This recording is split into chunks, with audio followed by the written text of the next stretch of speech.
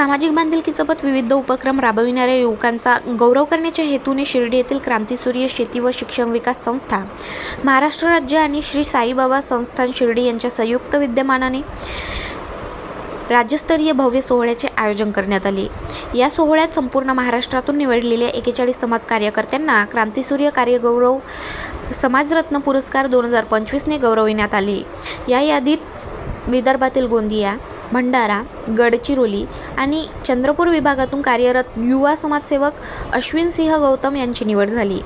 त्यांनी व्यसनमुक्ती चळवळ, पर्यावरण संवर्धन, बीज संकलन, जलदूत व जलप्रेमी अभियानांतर्गत रेन वॉटर हार्वेस्टिंग जनजागृती, तलाव स्वच्छता व संवर्धन, विकलांग जनसहाय्यता, वृक्ष लागवड, सायबर क्राईम व संविधान जनजागृती, मुलींसाठी आत्मरक्षण प्रशिक्षण शिबिरे, आपले उत्सव आपली जबाबदारी अभियान इत्यादी उपक्रम प्रभावीपणे राबवले आहेत।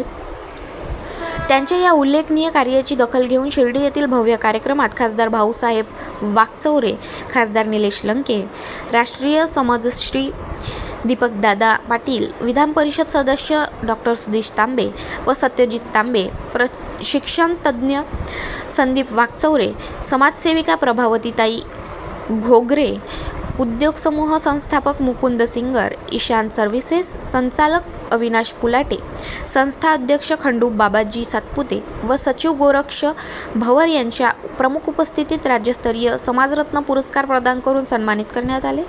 या पुरस्काराने विदर्भातील सामाजिक चळवळीला नवे बळ मिळाल्याची भावना स्थानिक समाज घटकांतून व्यक्त होत आहे।